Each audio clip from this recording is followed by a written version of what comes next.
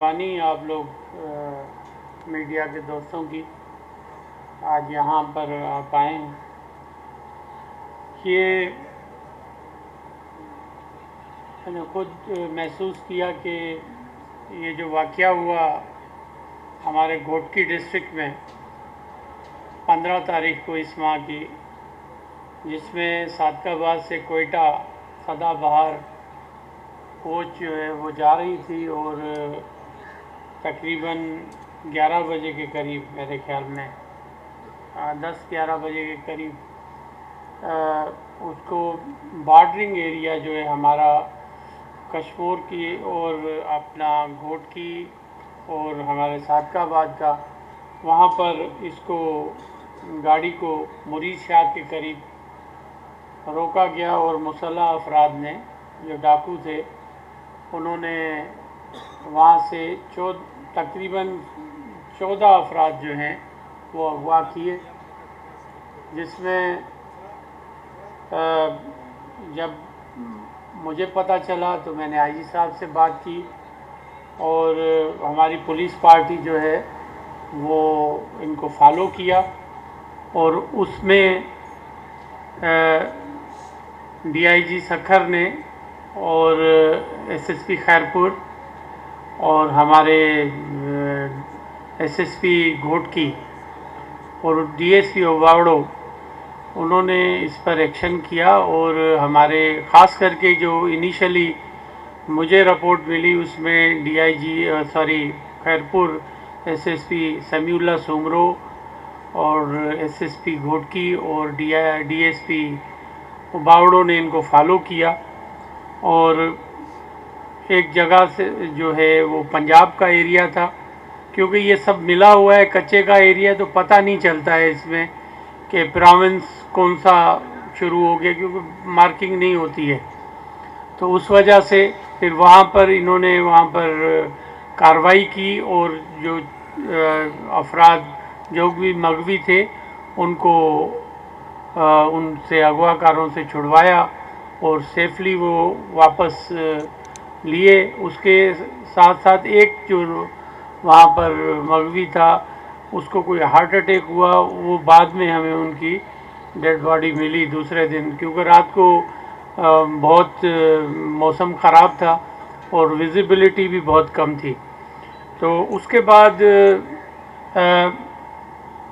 Sindh police ने rangers के साथ मिलकर दो तरफ से डीआईजी लाड़काना की टीम और डीआईजी सखर की टीम, जिसमें एसएसपी घोटकी खास करके और एसएसपी कश्मीर, एसएसपी शिकारपुर, उन्होंने दोनों तरफ से दरिया के पंजाब में ऑपरेशन शुरू किया। इसमें मैं थैंक यू कहूँगा पंजाब गवर्नमेंट का कि अपार्ट फ्रॉम दैट के क्राइम सिंध बॉर्डर पर हुआ, सिंध की हद में, और मगवी लेकर वो पंजाब की तरफ ले गए डाकू। लेकिन मैं उनका शुक्रिया अदा करता हूँ पंजाब गवर्नमेंट का और पंजाब पुलिस का कि उन्होंने बड़ा अहम रोल अदा किया हमारे साथ। उन्होंने अपने अफसरान, खास करके राजनपुर के एसएसपी साहब की इसमें कंट्रीब्यूशन रही, आरपीओ मुल्तान, उनकी इसमें कंट्रीब्यूशन रही।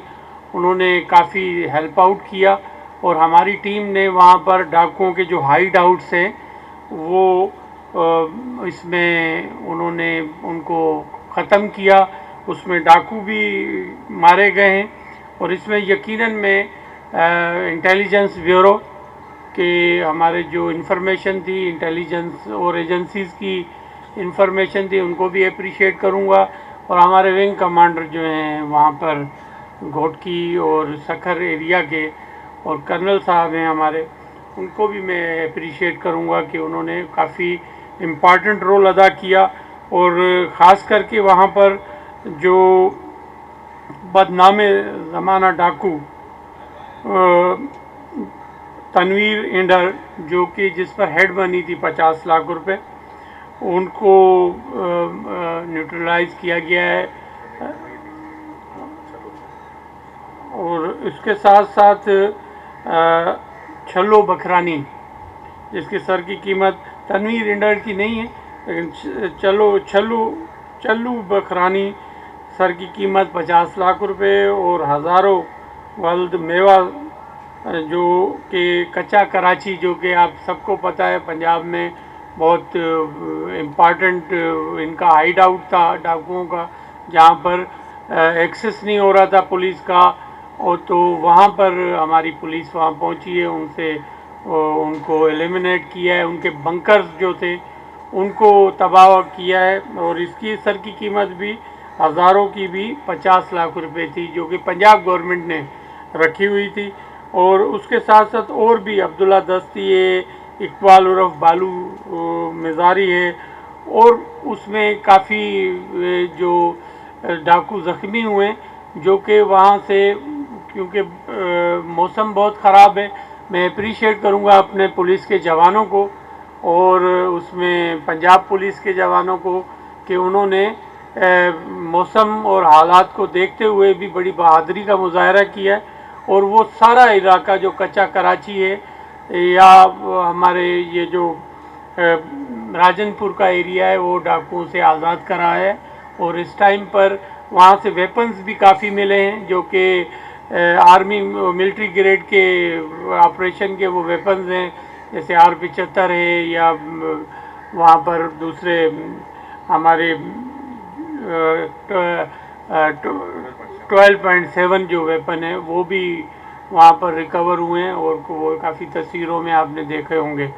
तो इसलिए मैं चाहता था कि हमने अपनी जो अफसर हैं उनके लिए इनामात का भी ऐलान किया है, जिसमें SSP Ghotki, SSP Kashmore, SSP हमारे शिकारपुर, DSP ओबावड़ो जिन्होंने इमीडिएटली वहाँ पर काम किया, और SSP खैरपुर जो इनिशियली वहाँ पर जो फर्स्ट रिस्पांस था उन्होंने किया है वहाँ पे। और यकीनन दोनों DIGs जो मेरे हैं लाड़काना और सखर, उनके लिए भी इनामात का भी हमने ऐलान किया है, और उसके साथ साथ उनकी जो फोर्स थी उनके लिए भी इनामात का ऐलान किया है।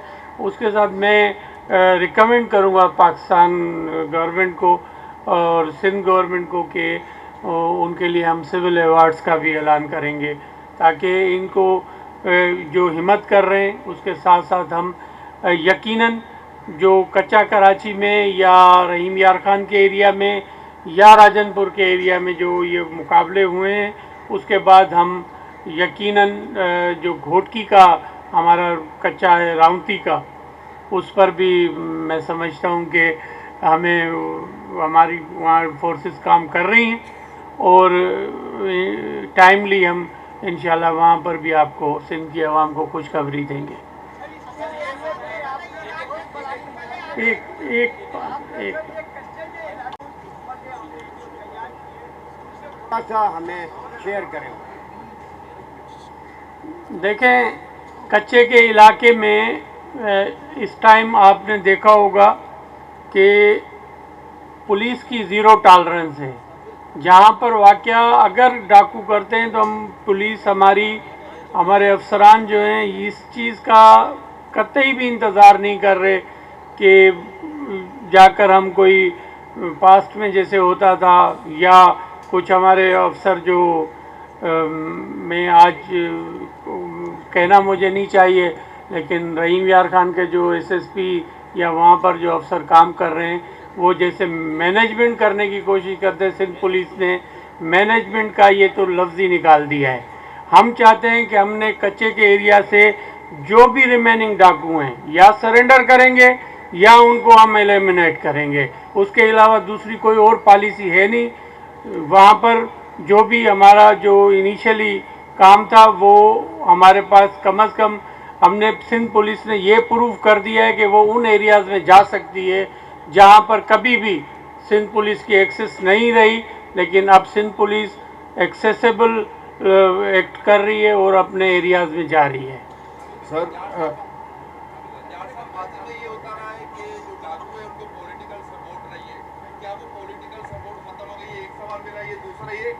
चालान के हवाले से आप अभी इजलास करके आए, उसमें क्या फैसले हुए? आपको नहीं लगता कि पॉलिटिकल सपोर्ट ख़त्म हो गई है? मैं तो समझता हूँ पॉलिटिकल सपोर्ट नहीं थी, लेकिन एक करेज जो है ना, वो लीडरशिप जब तक आईजीपी सिंध, मैं मुबारकबाद पेश करूँगा आईजी सिंध को कि उन्होंने उनकी लीडरशिप में जो काम हुआ है मैं अप्रिशिएट करता हूँ। हालांकि आईजी साहब अब रिटायर हो रहे हैं 30th पर, लेकिन देखें आईजी सिंध 30th तक भी आईजी सिंध है, तो ये इन्होंने प्रूव किया है। तो मैं इनको भी अप्रिशिएट करता हूँ कि इनकी टीम ने जितना काम किया है।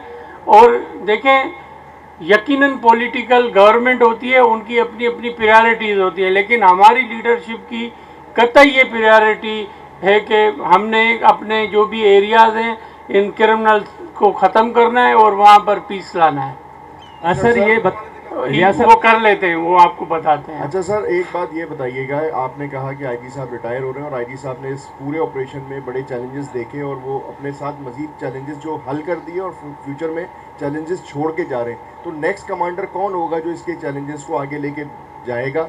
क्या सिंध गवर्नमेंट उसका फैसला करेगी या वफाक उसका फैसला करेगी कि नया कमांडर सिंध का कौन होगा? और दूसरा मेरा सवाल ये है कि आपने सलीम वाहिदी एडिटोरियम में जब एक लास्ट टाइम प्रेस कॉन्फ्रेंस की थी, तो कच्चे के हवाले से आपने जब भी कहा था कि हम बहुत कामयाबी हासिल कर चुके हैं, लेकिन आज फिर इंसिडेंट्स हो रहे हैं, तो क्या फ्यूचर में इसको कमांड कौन करेगा और कैसे जो है इस ऑपरेशंस को आगे बढ़ाएंगे? देखें, लेगेसी रहती है अफसर की, जो चीज़ें छोड़कर जाते हैं अफसर या जो लीडरशिप अपनी चीज़ें छोड़कर जाती है, यकीनन उसकी लेगेसी होती है। और ये एक बेहतर नोट पर आईजीपी सिंध जो हैं वो छोड़कर जा रहे हैं इसको। और हमारे अमन व अमान अल्हम्दुलिल्लाह मैं समझती, देखें ये तो बिल्कुल ठीक है बात कि जहाँ पर क्राइम हो रहा है उस एरिया में हमारी एक्सेस ही नहीं होती थी। हर सुबह जब मैं उठता था एज ए होम मिनिस्टर, जब मैंने चार्ज लिया, तो ये मैं आईजी साहब से पूछ रहा होता था फजर के टाइम पर, खैर खैरियत है, तो आईजी साहब कहते थे सर ये हो गया या ये हो गया। लेकिन अल्हम्दुलिल्लाह अब कम अज़ कम हमारी जो अफसरान हैं वो प्रॉपर काम कर रहे हैं। यकीनन वहाँ पर क्राइम है, उसको एलिमिनेट करने की ज़रूरत है, और जो नए आईजी होंगे वो ज़रूर इस लेगेसी के साथ चलेंगे। और होम मिनिस्टर आपका अभी फ़िलहाल है यहीं पर, तो इंशाल्लाह जो पॉलिसी पॉलिटिकल गवर्नमेंट की होती है, इम्प्लीमेंट अफसरान कर रहे होते हैं। सर ये बताइए, कच्चे के डाकुओं के खिलाफ तो ऑपरेशन तेज़ हो गया है और अच्छा हो रहा है, पूरे सिंध में वसी हो जाएगा। अब पक्के के जो डाकू अभी निकल आए हैं, जो भत्ते की पर्चियाँ भेज रहे हैं, घरों पे जो है गोलियां भेज रहे हैं, उनके खिलाफ भी कोई एक्शन हो रहा है? दूसरा सर ये बताएं कि आपने प्रेस कॉन्फ्रेंस की थी, सीआईए ने जो है 28 करोड़ की जो मंशयात पकड़ी थी, वो कैसे 5 करोड़ में उन्हीं मंशयात फरोशों को भेज दी गई? देखें, इसलिए मैंने एडिशनल आईजी कराची को भी बिठाया था। मुझे यकीनन ये था कि आप लोग ज़रूर इस पर हमसे पूछेंगे। और एक्सटॉर्शन के हवाले से जो चीज़ें हैं, इसमें यहाँ पर 5 ग्रुप हैं, जिनमें वसीउल्लाह लाखो जो कि हमारे नेबरिंग कंट्री में क़याम पजीर है, वहाँ से ऑपरेट कर रहा है, या जमील छांगा है, बहादुर है, पीएमटी, गुलशेर जागीरानी, अजीम, ये 5 जो हैं ये काम कर रहे हैं। और जहाँ पर भी या ये यकीनन आपको बता दें कि ये पुलिस ने इन पर कार्रवाई की है, जो यहाँ पर हमारे कराची में जहाँ पर भी ये मौजूद हैं, जिसमें आपको पता है कि अभी रिसेंट पास में कोई एक जो प्रोमिनेंट फिगर है उसके घर पे छापा लगा, तो वहाँ से भी लोग निकले थे और मुझे कहा गया कि भाई इस पर तो बड़ी रिजेंटमेंट होगी। तो मैंने यही कहा अपने एडिशनल आईजी कराची और आईजी साहब को कि अपार्ट फ्रॉम दैट कि वो कि कोई भी पर्सनालिटी है, लेकिन क्रिमिनल जो पालेगा उसको नहीं छोड़ेंगे हम। और वहाँ पर हमें कामयाबी हुई, वो भी इसी ग्रुपों के साथ, एक्सट्रैक्शनिस्ट के साथ मिली हुई थी, और हमने उनको लोगों को अरेस्ट भी किया है, वहाँ से वेपन्स भी निकले हैं। उसके साथ साथ यहाँ पर अगर आप देखेंगे कि एसआईयू ने जो अरेस्ट किए हैं वो तकरीबन 8 लोग वहाँ से अरेस्ट हुए हैं। हाँ हाँ, वसीउल्लाह लाखों के 8 लोग अरेस्ट हुए हैं। नाम आपको अगर चाहिए होंगे तो दे देंगे हम आपको। उसके साथ साथ ये सिर्फ 7 दिन में, पिछले 7 दिन में जब एक हमारे कुछ दोस्तों ने, ताजरों ने प्रेस कॉन्फ्रेंस की है, तो और कुछ चीज़ें ऐसी भी हैं, सीएम साहब ने जब मीटिंग मंगवाई तो सीएम साहब ने और मैंने अपने दोस्तों को कहा, आबाद वालों जो दोस्त हैं, कि आप कम से कम हमें अप्राइज़ करें, आपको कोई फ़ोन आता है हमें अप्राइज़ करें। अभी तो मैंने अपने पुलिस अफसरान, चीफ मिनिस्टर साहब और हमारे जो ताजरों का एक मैंने व्हाट्सएप ग्रुप बना दिया है, ताकि जो चीज़ हो हमारे पास हो। उन्होंने डिमांड की कि सर आप तो काम कर रहे हैं लेकिन ये बाहर हैं लोग, इन लोगों का कैसे ये वापस आएंगे। तो उसका प्रोसीजर है, उसका प्रोसीजर ये है कि हम फेडरल गवर्नमेंट को लिखेंगे, इंटीरियर मिनिस्ट्री कंसर्न जो एक हमारा इंटरपोल है उसके थ्रू वो रेड वारंट वहाँ उस कंट्री में जा रहे होते हैं और वहाँ से ही फिर वो जो एक्स्ट्राडिशन की जो होती है प्रोसेस वो होता है। तो वो काम 2 तो मेरे ख्याल में रेड वारंट्स निकल गए हैं। तो जैसे जमील चांगा है, इनके लोग भी अरेस्ट हुए हैं और ये भी तकरीबन 7 लोग अरेस्ट करवाए इस ग्रुप के, और बहादुर के 2 लोग अरेस्ट हैं और उसके साथ इसमें एक मारा गया है जो कि बहादुर के ग्रुप से था, वो मुकाबले में मारा गया है। उसके साथ साथ गुलशेर जागीरानी के 7 लोग अरेस्ट हैं और अजीम का एक आदमी अरेस्ट है। तो टोटल जो एक्शन हुआ है पिछले 7-8 दिनों में वो तकरीबन एक आदमी, एक जो है क्रिमिनल को मारा गया है और 32 क्रिमिनल जो हैं वो अरेस्ट हैं, इंक्लूडिंग 7 जो हैं उसमें इंजर्ड हैं। तो ये कार्रवाई की है और देखें, ये मैं एज ए होम मिनिस्टर कहता हूँ कि इंशाल्लाह एक्सटॉर्शन जो इसको वेव देने की कोशिश की गई है, इंशाल्लाह इसको हम ख़त्म करेंगे। हम चाहते हैं कि पीसफुल कराची हो और कराची जो अगर पीसफुल होगा तो पाकिस्तान पीसफुल है। अच्छा सर, ये बताइएगा कि जो सीआई का स्पेशलाइज यूनिट है एसआईयू, वो भत्ताखोरी के खिलाफ बहुत मजबूत कार्रवाइयाँ जारी रखे हुए। माजी में तकरीबन 3 साल से दो लेटर एसएसपी सिटी जो सर आरिफ अजीज़ है उनकी जानिब से, इसके अलावा जुनेद शेख की जानिब से, अमजद शेख की जानिब से भी आपको लिखे गए थ्रू प्रॉपर चैनल कि इनके रेड वारंट नोटिस जारी करवाए जाए, जो कि ताहाल हमारे सामने अभी तक कोई रेड वारंट नोटिस सामने नहीं आए। लेकिन आप बता रहे हैं कि 2 जारी हुए, तो किन किन के हुए थोड़ा वो बता दें। सेकंड ये बता दें कि आबाद के साथ आप लोगों का ताल्लुक इतना अच्छा रहता है, तो क्या ऐसा प्रेशर था कि आबाद ने इतनी बड़ी प्रेस कॉन्फ्रेंस की जिससे पुलिस की इतनी बैशिंग हुई? एक तो आबाद वालों से ही पूछ लीजिएगा आप, हमारे तो भाई हैं। हम तो चाहते हैं कि देखें, वो अगर ताजिर हैं, यहाँ तिजारत कर रहे हैं, यहाँ बिज़नेस कर रहे हैं, तो हमने उनको प्रोटेक्शन देनी है। वो हमारी जो इकानमी है उसको बेहतर कर रहे हैं और यकीनन उनको कोई तकलीफ़ हुई होगी, उसी वजह से ही ये हुआ। लेकिन हमने उनको प्रायोरिटी पर रखा हुआ है। ये हमारे जो भी ताजिर हजरात हैं, जो भी तंजीमें हैं, उनको प्रायोरिटी है।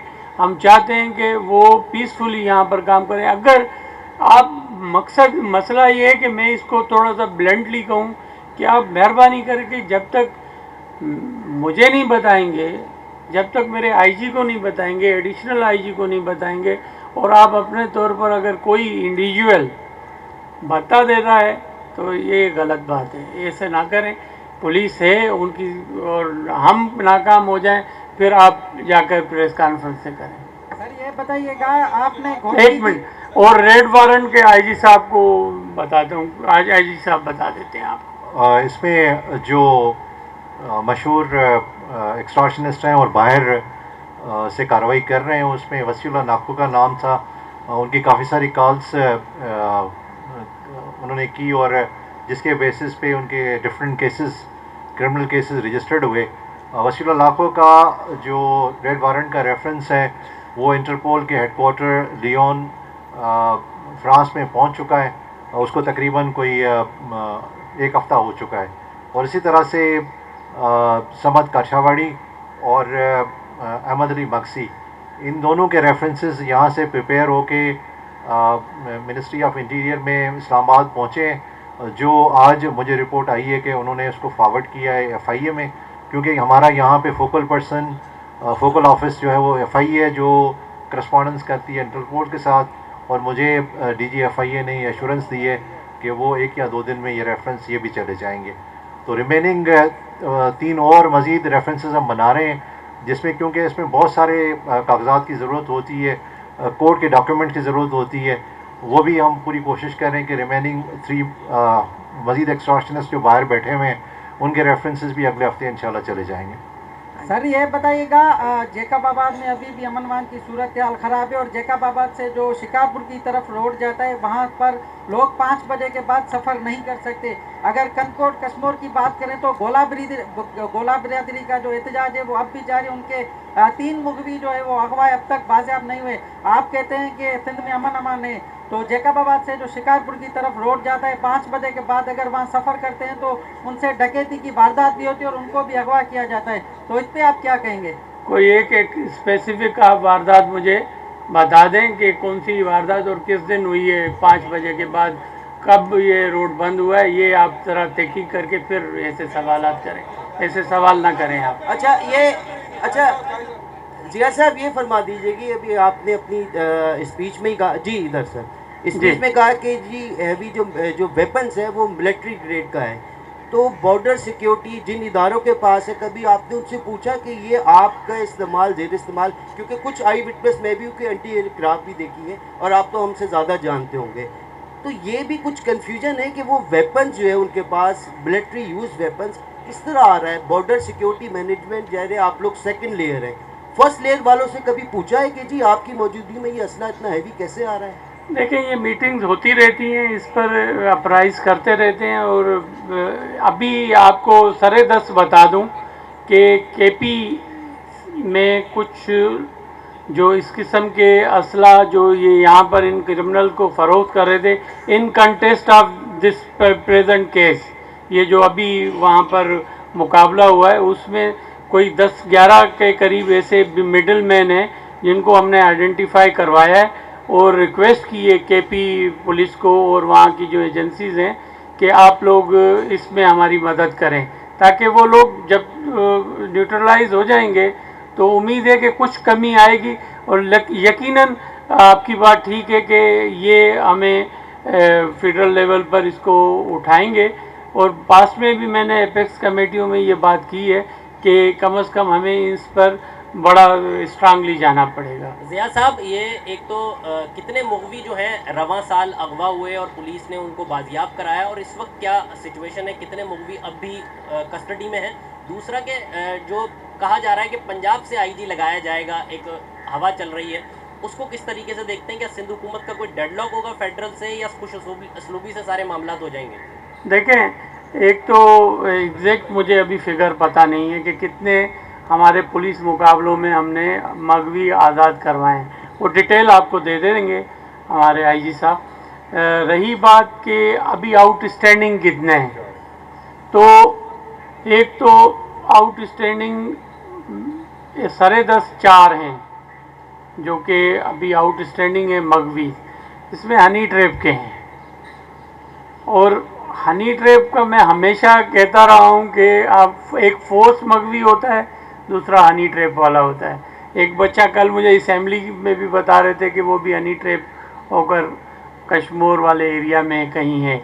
तो बात ये है कि हम बार बार एडवोकेसी तो कर रहे होते हैं कि भाई आप मेहरबानी करके इस चीज़ में ना आएँ, लेकिन पुलिस अपना काम बेहतर कर रही है। मैं कम से कम एज ए होम मिनिस्टर पिछले साल से इस साल काफ़ी मुतमईन हूँ, लेकिन पब्लिक अमन व अमान मुकम्मल चाहती है। लंजार साहब ये बता दीजिएगा, आपने बात की भत्ताखोर जो कॉल कर रहे हैं बिल्डर्स को और ताजरों को, वो कहते हैं यकमुश्त ना सही तो किस्तों में ही भत्ता दे, यानी कि वो प्रोसेस चलता हुआ जा रहा है उनका, वो कॉल्स पे कॉल्स कर रहे हैं। उसके साथ आपने बात की कश्मीर के हवाले से, मेरा बेसिकली ताल्लुक कश्मीर से है। कश्मीर में इस वक्त भी थाना B सेक्शन कंदकोट शबीराबाद और उसके अलावा कश्मीर का एक थाना है, वहाँ पर हेड कांस्टेबल और कांस्टेबल एसएचओस लगे हुए हैं। यहाँ तो क्वालिफाइड लगने चाहिए। क्या एबिलिटी नहीं है अफसरों में कि आपको क्वालिफिकेशन जो क्वालिफाइड एसएचओस हैं उनको वहाँ पर तैनात किया जाए तो हालात मज़ीद बेहतर हो सकते हैं? देखें, एसएचओस तो यकीनन जो क्वालिफाइड होगा वही लगेगा। ये आपको पास पता नहीं कहाँ से ऐसी इन्फॉर्मेशन है, मैं चेक कर लेता हूँ। Thank you. बंद हो गया भाई, हो गया ओके। सर ये फरमाइएगा, नाजमाबाद के जिस मकान पे छापा मार के आपने भत्ताखोरों को गिरफ्तार किया, उस घर के सरबराह के खिलाफ भी कोई कार्रवाई करेंगे? क्योंकि पनाह दी हुई थी उन्होंने मुजरिमों को। देखें, ये तो उसमें यकीनन ही इज़ इन्वॉल्व, तो अगर पुलिस ने मैंने एफआईआर नहीं देखी है, अगर नहीं है तो उसके खिलाफ कार्रवाई तो होगी। ये तो हो नहीं सकता कि मैं किसी को पनाह दूं और मेरी अम्ब्रेला के नीचे क्राइम हो रहा हो और मैं छूट जाऊं, ये नहीं हो सकता। Thank you very much.